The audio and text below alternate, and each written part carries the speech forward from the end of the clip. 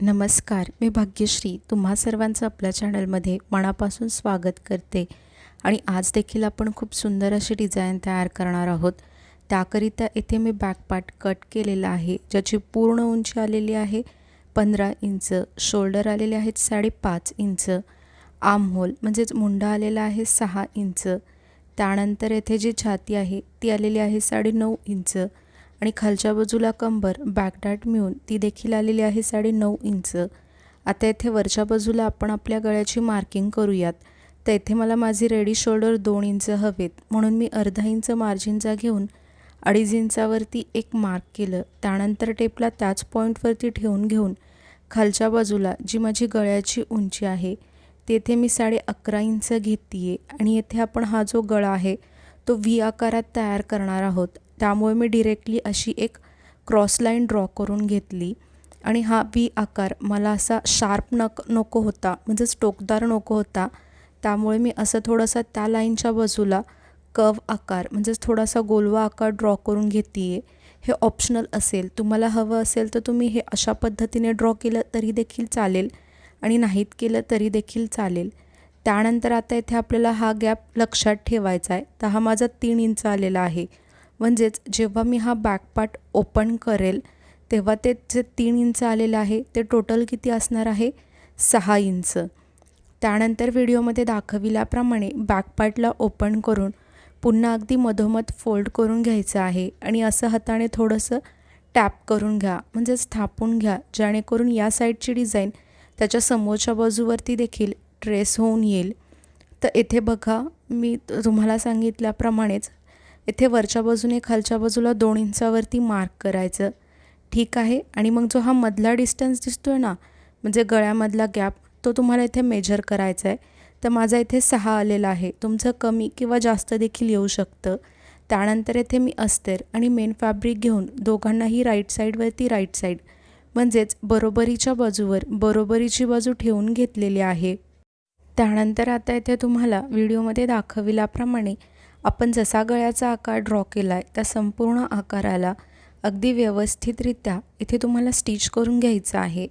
आणि जर तुम्ही व्हिडिओ काळजीपूर्वक पाहत असाल तर तुमच्या एक गोष्ट लक्षात आली असेल की मी गळ्याच्या मध्यभागावरती त्याला बॉल पॉईंट पिन्स लावून पिन्सने सिक्युअर करून घेतलेला आहे, जेणेकरून जेव्हा आपण हा गळ्याचा आकार स्टिच करू तेव्हा आपलं कापड इकडे तिकडे हलणार नाही आणि आपण जसा गळ्याचा आकार ड्रॉ केला आहे अगदी तो तसा स्टिच केला जाईल।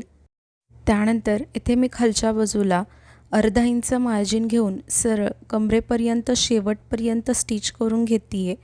जर आपण अशा पद्धतीने स्टिच केलं तर बघा शेवटी आपल्याला कमरपट्टी सेपरेटली स्टिच करावी लागते, तर त्याची गरज इथे लागणार नाही। त्यानंतर इथे तुम्हाला व्हिडिओमध्ये दाखविल्याप्रमाणे संपूर्ण गळ्याच्या आतील बाजूस थोडंसं जास्तीचं कापड ठेवून व्हिडिओमध्ये दाखविल्याप्रमाणे संपूर्ण गळ्याची कटिंग अगदी व्यवस्थितरित्या येथे तुम्हाला कंप्लीट करून घ्यायची आहे। त्यानंतर हे जे आपण जास्तीचं कापड ठेवलं होतं ना, त्याच कापडावरती संपूर्ण गळ्याभोवती व्हिडिओमध्ये दाखविल्याप्रमाणे तुम्हाला इथे छोटे छोटे कट्स देऊन घ्यायचे आहेत।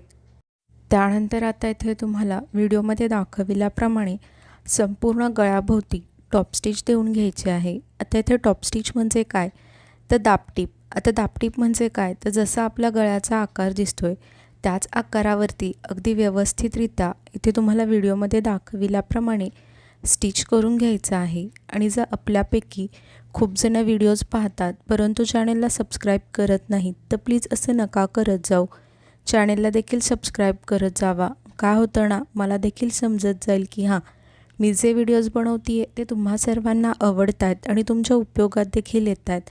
आणि जर अशी सबस्क्रायबरची संख्या वाढत राहिली तर मला देखील एक नवीन उमेद मिळते आणि त्याच नव्या उमेदीत मला तुमच्यासाठी असेच नवनवीन व्हिडिओज बनवण्याची प्रेरणा देखील मिळत राहते। तर प्लीज चॅनेलला सबस्क्राईब करून सपोर्ट करा। त्यानंतर येथे कमरेच्या बाजूला देखील आपल्याला टॉप स्टिच देऊन घ्यायचे आहे। येथे देखील तुम्हाला जास्ती काहीच करायचं नाही आहे, व्हिडिओमध्ये दाखविल्याप्रमाणे अगदी शेवटपर्यंत सरळ तुम्हाला स्टिच करून घ्यायचं आहे। त्यानंतर हा जो आहे तो फॅब्रिक ग्लू आहे आणि त्याला व्हिडिओमध्ये दाखविल्याप्रमाणे अस्तरच्या चारही बाजूला लावून घेऊन मग त्याला मेन फॅब्रिकवरती स्टिक करून घ्यायचं आहे।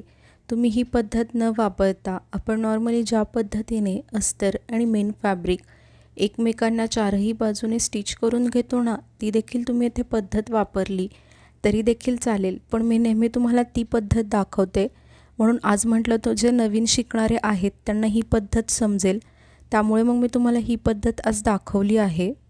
त्यानंतर हे जे जास्तीचं कापड दिसतंय ना, त्याला देखील व्हिडिओमध्ये दाखविल्याप्रमाणे कट करून घ्यायचं आहे. जर तुम्ही येथे अस्तर आणि मेन फॅब्रिक एकमेकांना चारही बाजूने स्टिच केलं असेल तर तेव्हा देखील जे जास्तीचं कापड उरतं ना, त्याला देखील सेम तुम्हाला अशाच पद्धतीने कट करून घ्यायचं आहे. त्यानंतर हे जे आपले दोन्ही बॅकडॅट आहेत त्याला इथे तुम्हाला स्टिच करून घ्यायचं आहे. इथे मी तुम्हाला एकच साईडचा बॅकडॅट स्टिच करून दाखवते आहे. सेम तुम्हाला याच पद्धतीने जो आपला दुसऱ्या साईडचा बॅकडॅट आहे ना, त्याला देखील स्टिच करून रेडी करून घ्यायचं आहे. त्यानंतर इथे मी डिझाईन तयार करण्यासाठी ही पाईपची लेस घेतलेली आहे आणि ज्याची लेंथ जी आहे तेथे मी 6 इंच बघा माझं मगाशी आलं होतं, मी तुम्हाला सांगितल्याप्रमाणे गळा ड्रॉ करत असताना तर माझं 6 इंच आलं होतं. त्यामध्ये मी एक्स्ट्रा 2 इंच घेतलेलं आहे. तर आता तुमचं जितकं आलं असेल अंतर तेवढी तुम्हाला लेस घ्यायची आहे आणि त्यापेक्षा 2 इंच जास्तीचं घ्यायचं आहे मार्जिन म्हणून. तर इथे तुम्हाला व्हिडिओमध्ये दाखविल्याप्रमाणे वरच्या बाजूने खालच्या साईडला 2 इंचावरती एक मार्क करायचं आणि ही जी लेस आहे ती स्टिच करत असताना 1 इंच पलीकडच्या बाजूला मार्जिन ठेवून स्टिच करायची आहे आणि अलीकडच्या बाजूला देखील 1 इंच मार्जिन ठेवून स्टिच करायचे आहे. म्हणजे आपलं जे मधलं अंतर होतं ते आपल्याला ॲक्युरेट मिळेल. आणि त्यानंतर इथे तुम्हाला स्टिच करत असताना 1-2 वेळा त्याला स्टिच करून घ्या, म्हणजे ही लेस एकदम फिक्स बसेल आणि लवकर निघणार नाही. आणि सेम तुम्हाला याच पद्धतीने दुसऱ्या बाजूला देखील गळ्याभोवती या लेसला स्टिच करून घ्यायचं आहे. आणि इथे माझ्या क्लायंटला हा जो बॅक पार्ट आहे तो सिंपल आणि सोबरच हवा होता, त्यामुळे मी इथे एकच लेस स्टिच करते आहे. जर तुम्हाला याला हेवी लुक द्यायचा असेल तर तुम्ही त्याच्या खालच्या बाजूला आणखीन एक लेस स्टिच करू शकता. आणि लवकरच याच्या स्लीव्जचा डिझाईनचा देखील व्हिडिओ मी तुमच्याबरोबर शेअर करेल, तर तो देखील नक्की पहा. व्हिडिओ अगदी शेवटपर्यंत पाहिलात यासाठी तुम्हा सर्वांचे मनापासून खूप खूप धन्यवाद.